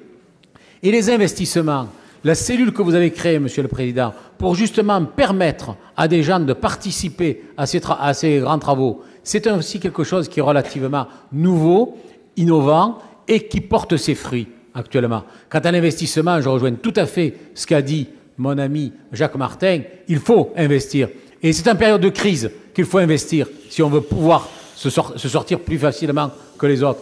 Je me rappelle quand on a construit Cap Omega, on était dans une dépression au point de vue des entreprises. Le président Frey s'est fait traiter par certains de fou parce qu'il construisait un bâtiment de 10 millions d'euros qui allait être vide. Eh bien, le jour où il a été construit, il est sorti de terre, on a été à 70% d'occupation dans les mois qui ont suivi. Et maintenant, on a été obligé ensuite de construire le MIBI, etc. Donc voilà la réalité, et il faut être visionnaire dans certains cas, ce que vous êtes, et c'est pourquoi il n'y a aucun souci. Et vous avez su aussi, je reviendrai sur la fiscalité, vous avez su aussi conserver la fiscalité, malgré les pertes que nous avons liées à la politique de notre gouvernement. Vous avez tenu votre engagement vis-à-vis des entreprises en ne bougeant pas le taux de la CFE et en n'écrasant pas les entreprises de la fiscalité locale. Je crois que les gens le reconnaissent et je vous en remercie. S'il n'y a pas d'autres orateurs, avant qu'on passe au vote, juste 2-3 éléments. Après, je vous ai cité plutôt les chiffres du PIB représentatif de l'agglo par rapport à la région et au département. 28% par rapport à la région et 68% par rapport au département. Maintenant, je vais vous citer 2 chiffres, ce sont de l'emploi. L'emploi dans l'agglo, c'est 22% des emplois du Languedoc-Roussillon. Les emplois du département, c'est 56% sur le territoire de l'agglo. Voilà. Et l'autre jour, vous voyez, il y avait une manifestation, le Forum pour l'emploi. On organise 2 manifestations par an. Il y a 300 emplois qui étaient proposés, qui sont tous en situation d'être couverts au soir de cette journée. Il y avait 2000 jeunes qui étaient là. Il n'y avait pas beaucoup d'élus, d'ailleurs, entre parenthèses. C'est important qu'on accompagne les jeunes, qu'on leur explique aussi l'effort que l'on fait pour eux. Et à l'occasion de cette journée, j'ai passé la matinée. Il y avait entre autres 56 ou 60 exposants, 300 emplois qui étaient proposés. J'étais entre autres avec Eva Beccaria, il y avait également Tatiana Capoisi et 2 ou 3 autres élus. Et il y avait également la fameuse cellule d'accompagnement pour l'emploi, d'assistance pour les grands travaux. Ben, je veux dire qu'ils ont fait carton plein, quoi. Et ça veut dire qu'à la sortie, il y a 300 emplois aussi qui sont amenés. Et ça sur des métiers qui sont dans la diversité de ce que représente la vie au quotidien pour les gens. Et puis, il y a ce qu'on évoque, c'est-à-dire la préparation de l'avenir. Je crois que c'est en se battant avec l'envie de marquer des buts ou de transformer des essais qu'on gagne la difficulté liée à une conjoncture économique et sociale qui n'est pas facile. Ouais. Et de même qu'il est important de ramener dans la proximité des quartiers des emplois d'artisans et de commerçants qui ont disparu de la rue, du boulevard ou d'un secteur géographique. Mais ça, on rentre sur un autre débat qu'on abordera dans d'autres temps. Voilà, moi, ça me paraissait important parce qu'un budget, il a comme première vertu de respirer. Si on regarde que des chiffres en ayant la migraine le matin et une double dose le soir, ça sert absolument à rien. Un budget, c'est un outil qui permet effectivement de transformer et d'aller au-delà des difficultés pour trouver des solutions. Problème égale solution, au pluriel, avec différentes variantes selon les possibilités. Et je pense qu'ici, on se donne les moyens, effectivement, d'aborder différentes pistes et différentes solutions aux difficultés de l'heure. En tout cas, je suis assez satisfait, personnellement, si tant est que ce budget est voté, je pense qu'il va l'être, que notre territoire de l'agglomération soit un peu dans les premiers vaisseaux, amiral, qui portent quand même un espoir pour l'avenir. Voilà ce que je veux vous dire par rapport à ce débat qui me paraît toujours intéressant à aborder parce que derrière des grandes lignes, des grands crédits, il y a la réalité des gens au quotidien. Alors on va procéder au vote du budget général et puis ensuite des différents satellites. Oui, Monsieur le Président, le budget principal en section de fonctionnement s'élève à 453 878 509 €. Section d'investissement 326 636 072 €. Total 780 514 580 €. Pour les dépenses de fonctionnement, la répartition par chapitre est la suivante. Je vous propose de donner le total des chapitres. Donc, pour les opérations réelles, s'élève donc le total des chapitres à 363 798 317 €. Opérations d'ordre 90 80 192 €. Total 453 878 509 €. Pour les recettes de fonctionnement, les opérations réelles s'élèvent à 440 378 509 €. Opérations d'ordre 13 500 000 €. Total 453 878 509 €. Voilà pour le fonctionnement. Dépenses pour l'investissement, les dépenses des opérations réelles s'élèvent à 253 934 072 €. Opérations d'ordre à 72 702 000 €. Total 326 636 072 €. Les recettes d'investissement, total des opérations réelles s'élève à 167 353 880 €. Les opérations d'ordre à 149 182 192 €. Total 326 636 072 €. Je propose donc de bien vouloir approuver ce budget primitif du budget principal par chapitre en section de fonctionnement et en section d'investissement. Je mets la proposition du rapporteur aux voix. Pas d'opposition. Une opposition. Abstention.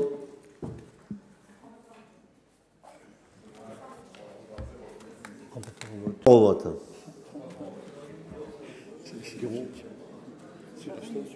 C'est une abstention. Abstention. 2. Ouais, mais c'est pas. Prends pas part au vote, je ne connais pas moi cette mesure. Abstention. 1, 2, 3. Et une non prise au vote, mais qui vaut abstention. Le reste, adopté. Je vous en remercie. On passe au dossier du budget annexe des services funéraires. Services funéraires. Section d'exploitation s'élève à 4 823 000 €. Section d'investissement à 724 347 € total, 5 547 347 €. Dépenses d'exploitation totale des opérations réelles s'élèvent à 4 98 653 €. Opérations d'ordre s'élèvent à 724 347 € total, 4 823 000. Recettes d'exploitation, opérations réelles s'élèvent à 4 823 000. Opérations d'ordre 0, total, même chiffre. Pour l'investissement, les dépenses, les opérations réelles s'élèvent à 724 347 €. Opérations d'ordre 0, total, même chiffre. Recettes d'investissement, opération réelle 0, opération d'ordre 724 347 €, total, même chiffre. Propose d'approuver ce budget primitif, les services funéraires par chapitre budgétaire, en section d'exploitation et en section d'investissement. Je mets le budget du service funéraire aux voix. Opposition.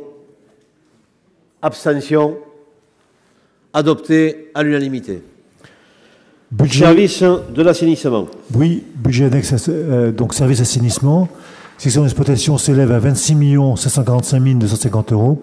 L'investissement à 34 965 900 € total, 61 511 150 €.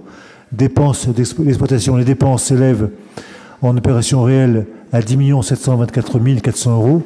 Opération d'ordre à 15 820 850 € total, 26 545 250 €. Les recettes d'exploitation Opération réelle s'élève à 24 6 350 euros. Opération d'ordre à 2 538 900 euros. Total, 26 545 250 euros. Pour l'investissement, les dépenses, les opérations réelles s'élèvent à 27 367 400 euros. Opération d'ordre à 7 600 500 euros. Total, 34 965 900 euros. Les recettes d'investissement, opération réelle s'élève à 14 83 450 euros. Opération d'ordre à 20 882 450 euros. Total, 34 965 900 euros. Propose donc d'approuver ce budget primitif du service d'assainissement par chapitre budgétaire en section d'exploitation et en section d'investissement. Je mets le rapport de l'assainissement en voie. Pas d'opposition, pas d'abstention. Adopté à l'unanimité. Budget non collectif, section d'exploitation 58 300 euros. Investissement 15 000 euros. Total 73 300 euros. Dépenses d'exploitation, opération réelle 43 300 euros. Opération d'ordre 15 000 euros. Total 58 300 euros. Recette d'exploitation, opération réelle 58 300 euros. Opération d'ordre 0. Total même chiffre. Dépenses, investissement, pardon, dépenses, opération réelle 15 000 euros. Opération d'ordre 0. Total même chiffre. Recette, pas d'opération réelle, opération d'ordre 15 000 euros, total même chiffre. Propose d'approuver ce budget primitif. Je mets le budget aux voix, pas d'opposition, pas d'abstention, adopté à l'unanimité. On passe ensuite au dossier au brut. Budget au brut, section d'exploitation 200 000 euros, section d'investissement 285 800 euros, total 485 800 euros.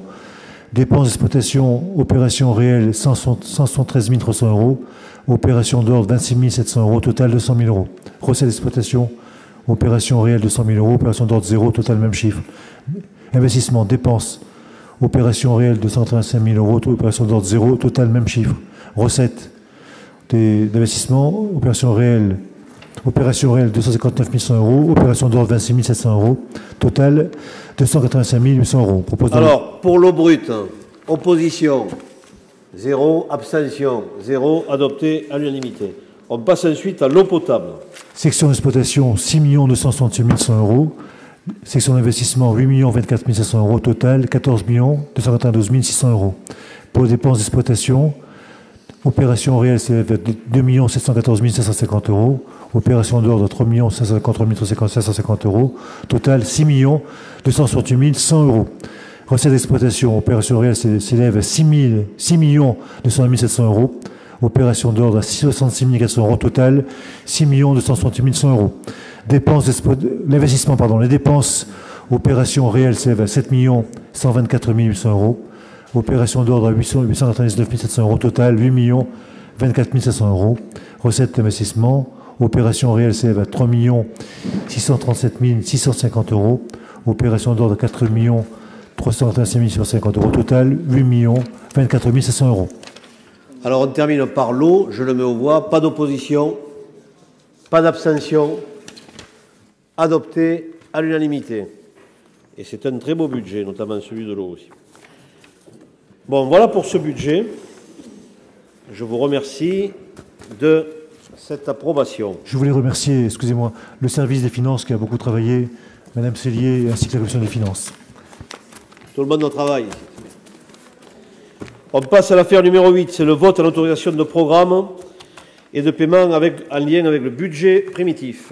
Oui, donc c'est en lien avec le budget, bien sûr. On propose au Conseil de bien vouloir approuver la création des autorisations de programme portant sur l'accessibilité des équipements culturels, le conservatoire rayonnement régional, la médiathèque Aimé Césaire, la restauration des œuvres d'art des musées Fabre, Henri Prade et Histoire de France en Algérie. Approuver la révision du montant d'autorisation de programme relative à la rénovation de la cage de scène au Opéra Comédie, aux acquisitions foncières, ainsi qu'à la station d'opération de Baillac-Saint-Brest. Approuver les modifications de crédit des paiements des programmes suivants. C'est très long. Projet éco-cité vie intelligente, schéma d'aménagement numérique. Je pense que tout le monde a les dossiers sur table. S'il y a une remarque, vous l'exprimez. S'il n'y a pas de remarque, est-ce qu'il y a des oppositions? Est-ce qu'il y a des abstentions? Adoptées à l'unanimité. On passe au dossier numéro 9, c'est l'affectation des subventions. Oui, pour les subventions de fonctionnement, chapitre 920, total de subventions de fonctionnement des généraux, 538 000 euros. Chapitre 921, total de subvention de fonctionnement sécurité, 75 000 euros. Chapitre 922, total de subvention de fonctionnement enseignement formation, 9 500 000 euros. Là aussi, vous avez la liste. On donne les têtes de chapitre, au point de vue montant total. Chapitre 923, total subvention de fonctionnement culture, 17 550 550 euros. Le sport. Le sport, 9 729 596 euros. Fonctionnement, logement. Il y a une erreur matérielle, en fait, de l'addition, mais les lignes sont bonnes. Sur les chiffres que vous avez, il y a une petite différence. Logement, 60 000 euros. Fonctionnement, aménagement, urbanisme, environnement, 1 942 335 euros. L'action économique. 1 856 045 euros. Alors ensuite, on passe aux subventions d'équipement.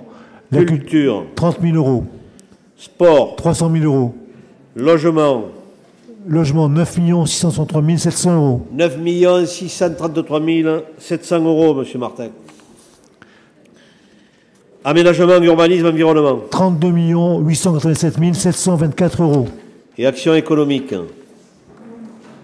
Oui, je ne l'ai pas. Total, 4 182 053. Oui, pardon, 4 182 053 euros. Je mets l'ensemble du rapport aux voix. Est-ce qu'il y a des oppositions? Pardon, monsieur le Président, il y a aussi des modifications des affectations des pics. Alors, affecter les pics. Je les donne 8 915 pour la commune de Clamiers, 20 000 euros pour Sussargues, 3 000 euros pour Saint-Genès-de-Mourgues, 7 700 euros pour Fabrègues. Voilà, monsieur le Président. Monsieur le représentant de Grabel, s'il vous plaît. Allez-y, allez-y.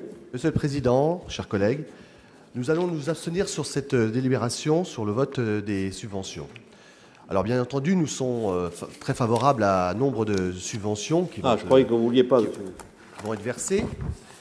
Mais pourquoi cette abstention? En fait, nous voulons plus de transparence sur l'attribution de ces subventions, et notamment la création d'une commission d'attribution des subventions, commission qui existe dans d'autres collectivités d'ailleurs.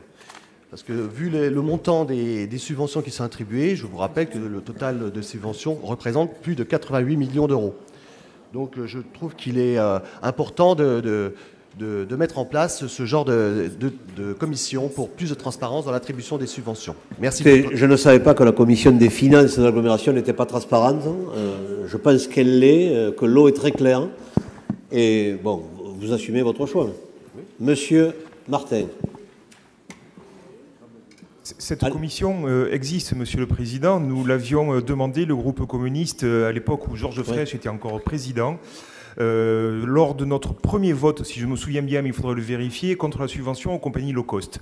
Donc cette commission existe. C'est vrai qu'elle se réunit peut-être pas suffisamment souvent, mais elle existe. D'accord.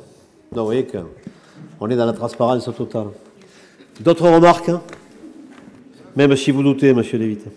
Mais il faudrait faire un inventaire de tout, de l'ensemble des associations et autres. On aurait des surprises. Je mets le rapport aux voix.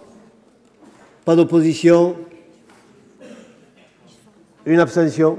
2 abstentions. Très solidaire. Le rapport est adopté. On passe à l'affaire numéro 11. Toujours les finances. Titres payables par Internet. Convention d'adhésion au service de paiement en ligne des recettes publiques locales. Ah, pardon, Monsieur Fraisse, je n'ai pas vu. Et quoi? Oui, c'est pour rapporter l'affaire, Monsieur Fraisse. Eh bien, laissez-moi le dire. Monsieur Fraisse a la parole. C'est lui? Non. Allez-y, allez-y. OK. Oui, Monsieur le Président, la communauté d'agglomération de Montpellier souhaite adhérer à plusieurs associations, dont la Figèse, dont le siège est à Saint-Nazaire. Et cette association a pour objet de faciliter les échanges d'expériences entre collectivités territoriales et dans le cadre des fonctions finances, contrôle de gestion et évaluation des politiques publiques. Elle souhaite également adhérer à l'association des maires des grandes villes de France, car c'est un lieu d'échange principal auquel la communauté d'agglomération de Montpellier se doit d'être présente. Il est donc proposé au Conseil d'adhérer à cette association et de payer une adhésion de 20 270 €. Également, la communauté d'agglomération de Montpellier souhaite participer au grand débat relatif à l'organisation territoriale française. Pour cela, elle souhaite renouveler son adhésion à l'association Assemblée des communautés de France, qui représente la Fédération nationale des élus de l'intercommunalité. Pour cela, l'adhésion, le montant annuel de cette adhésion s'élève à 9 000 €. Donc, en conséquence, il est proposé au Conseil de bien vouloir approuver l'adhésion à la communauté d'agglomération à l'association Afigèse pour un montant de 680 €, d'approuver l'adhésion de la communauté d'agglomération à l'association des maires de grandes villes de France pour 20 270 €, également à l'association Assemblée des communautés de France pour 9 000 €, et également de confirmer la désignation de M. Thierry Bresse, vice-président de la communauté d'agglomération de Montpellier, pour représenter la communauté auprès des dites associations, notamment lors des votes aux assemblées générales. Merci, Monsieur Fraisse. Je vous propose de suivre le rapporteur, sachant que Thierry Bresse ne participe pas au vote. Alors, est-ce qu'il y a des oppositions pour participer à la Figèse? Non, pas d'abstention. Adopté à l'unanimité. On passe au dossier. Merci alors pour les finances. Maintenant qu'on a voté le budget. Non, j'ai le 12. Ah, je n'ai pas fait celui-là, excusez-moi. L'affaire numéro 11, excusez-moi. Paiement en ligne. Oui, il va permettre aux usagers de payer par carte bancaire. Donc ce paiement en ligne, cela concerne bien sûr, c'est un service extra accessible 7 jours sur 7, jour et nuit. Transactions seront sécurisées. Or, il s'agit de toutes les recettes dont la facture est inférieure à 10 000 €. Ça peut être l'assainissement collectif, la redevance spéciale, l'alarme, location de ligne d'eau, etc. C'est très intéressant. Ça simplifie le paiement pour les usagers. Je mets le rapport aux voix. Tout le monde est en ligne. Pas d'opposition, pas d'abstention. Adopté à l'unanimité.